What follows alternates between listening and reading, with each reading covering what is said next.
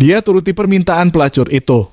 Dilemparkannya Al-Quran dan jubah sufinya ke dalam api, lalu dia menyembah berhala. Sekali lagi dia berupaya menyentuh gadis itu. Namun sekali lagi gadis itu menolaknya, sungguh kau tua bangka budak nafsu yang tak tahu diri. Kau sama sekali tak punya harta, bukan pula orang yang tenar. Bagaimana mungkin gadis sepertiku mau melayani pengemis jorok sepertimu? Aku butuh perak, emas, dan sutra. Karena kau tak punya apa-apa, enyah saja kau dari hadapanku. Waktu terus berlalu.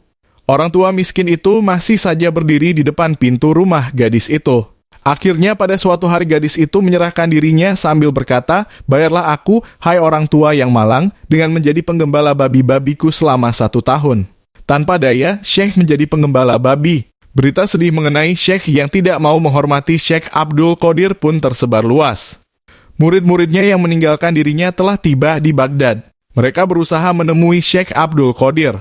Usai menceritakan keadaan guru mereka, Syekh Abdul Qadir berkata, jika seseorang tidak tunduk dan menjadi seekor kambing bagi seorang penggembala, maka dia akan menjadi penggembala sekumpulan babi. Ketahuilah bahwa setiap orang memiliki 1000 babi, yakni 1000 berhala dalam hatinya, yang hanya dapat diusir dengan ketundukan dan pertobatan. Kemudian Syekh berdoa bagi orang tua sesat itu dan meminta para muridnya untuk kembali ke Bizantium dan memberitahu guru mereka bahwa Syekh Abdul Qadir memintanya untuk kembali. Murid-muridnya langsung pergi ke Bizantium. Sepanjang jalan mereka berdoa bagi guru mereka. Mereka berpuasa dan memohon kepada Allah untuk memberikan pahala mereka kepada guru mereka. Mereka bersalawat dan meminta syafaat kepada Nabi Muhammad SAW. Anak panah doa itu melesat dan mencapai sasaran. Ketika bertemu dengan orang tua itu, mereka melihatnya bercahaya di tengah kumpulan babi. Dan ketika diberitahukan bahwa Syekh Abdul Qadir memintanya menghadap, segera dia campakkan pakaian kekafiran. Air mata penyesalan menetes deras dan dia mengangkat tangan ke langit untuk bersyukur. Seketika itu juga semua yang telah dilupakannya, yaitu Al-Quran dan rahasia ilahi, kembali kepadanya. Kini dia terbebas dari kehinaan dan kebodohan. Setelah itu dia mandi, berwudu dan mengenakan jubah sufinya, kemudian berangkat menuju Baghdad.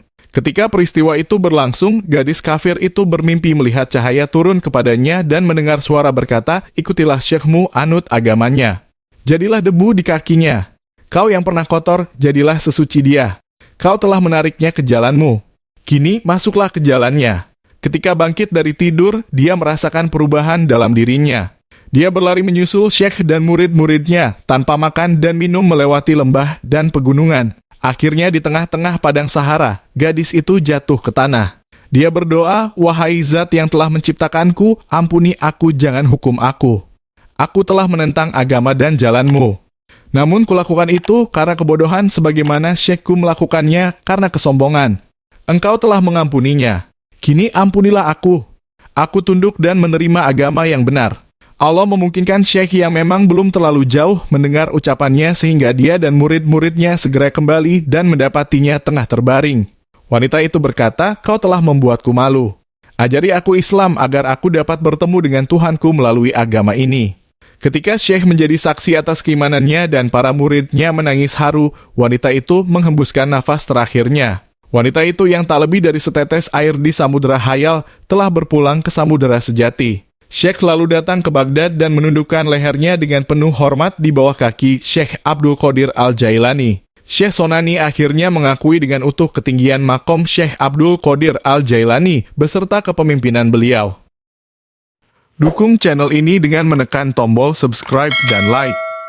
Sampai jumpa di kisah-kisah selanjutnya.